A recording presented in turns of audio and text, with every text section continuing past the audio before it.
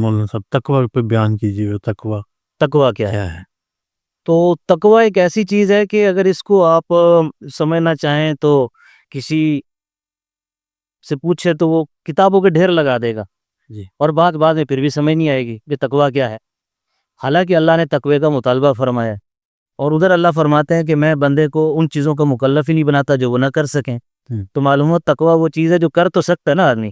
اس کی سادہ سی مثال سمجھنا رمضان المبارک کے اندر بہت ہی آسان ہے ہر انسان کے لیے.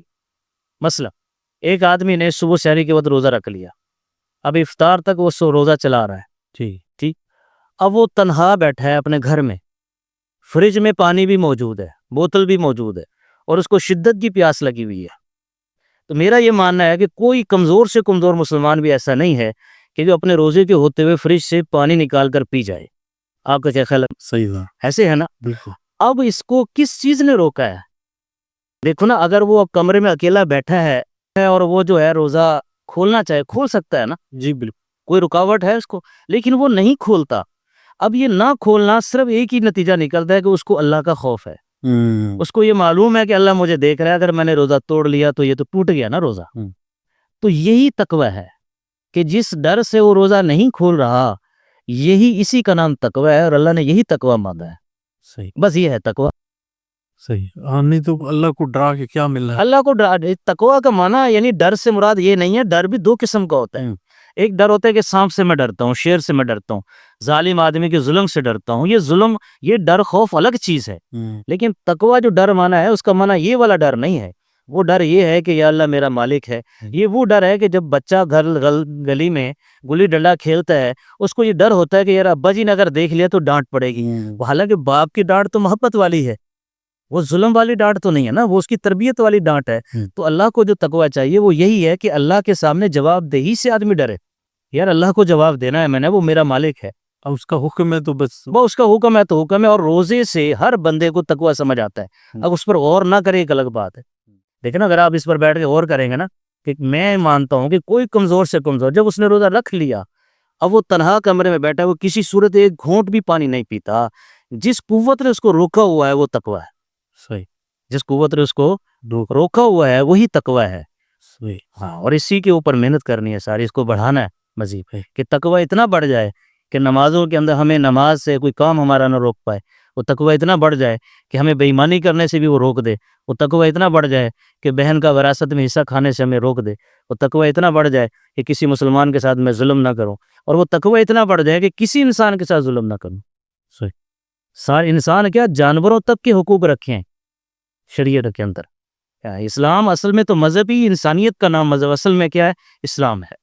کئی لوگ نام کے لیتے ہیں نا کہ انسانیت کا مذہب ہے. بے انسانیت کا مذہب ہی تو اسلام ہے. صحیح. کہ اسلام نے اگر جہاد کی بھی اجازت دی ہے تو منع کیا ہے کہ عورتوں کو نہیں مارنا، بچوں کو نہیں مارنا، جو ہتھیار چھوڑ دے اس کو نہیں مارنا، کسی کی عبادت گاہ کھڑی ہو اس کو نہیں منہدم کرنا، فصلوں کو نہیں کاٹنا، پانی میں زہر نہیں ملانا، بستیوں کو نہیں اجاڑنا، جانوروں کو نہیں کاٹنا. یہ کیا ہے؟ صحیح. تو معلوم ہوا اسلام کا جو جہاد ہے وہ چیز ہی کچھ اور ہے جس کو اسلام سمجھتے نہیں ہیں. اسلام نام ہے پوری انسانیت کی خدمت کا نام، اس سے محبت کا، پیار کا. اللہ کی مخلوق ہونے کے اعتبار سے تو اس سے محبت کرنی ہے نا جی. صحیح بات. صحیح.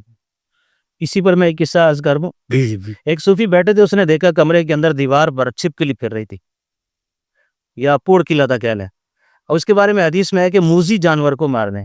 جی. اب وہ بیٹھا دل میں سوچ رہا ہے کہ اگر میں اس کو نہیں مارتا تو شریعت کی مخالفت لازم آتی ہے، اور اگر اس کو مارتا ہوں تو ہے تو یہ اللہ کی مخلوق نا، اللہ نے اس میں روح ڈالی ہے تکوین کا. اب اسے کہتے تکوین کا تقاضا یہ ہے کہ میں اس کو نہ ماروں، اور تشریع کا تقاضا یہ ہے، شریعت کا تقاضا یہ ہے کہ میرے نبی نے فرمایا اس کو مار دو تو میں مار دو. ٹھیک. تو انہوں نے آخر شریعت غالب آئی، اور غالب بھی شریعت آنی چاہیے، محبت پر شریعت غالب آنی چاہیے. انہوں نے ایک پتھر اٹھایا اور اس کو مارا. اب اللہ کی شان وہ نشانے پر نہیں لگا. ہم بھی تجربہ کریں تو ایسے ہوگا نا، نشانے پر نہیں لگے گا. تو بھاگ گیا. تو فرمانے لگا شکر ہے کہ شریعت پر بھی عمل ہو گیا اور تکوین پر بھی عمل ہو گیا. اب سوال یہاں یہ پیدا ہوتا ہے کہ حضور نبی کریم صلی اللہ علیہ وسلم نے جی کچھ چیزوں کو مارنے کا حکم فرمایا، موذی جانوروں، تو اس میں بھی امت کے لیے رحمت ہے. صحیح بات. یہ سانپ نکلا، بچھو نکلا، اگر تم اس کو نہیں مارو گے تمہارے بچے کو نقصان دے دے گا، پھر زیادہ تڑپو گے. یہ چھپکلی گر جائے گی، دودھ میں دودھ زہریلا ہو جائے گا. ایک دم میں نے خبر پڑی پورے گھر والوں نے دودھ پی لیا، سارے مر گئے.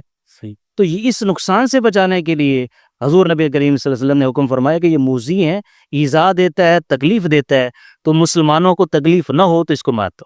صحیح مول صاحب بڑی مہربانی، شکریہ، اللہ سے برکت نصیب فرمائے۔ مہربانی، شکریہ، وعلیکم السلام۔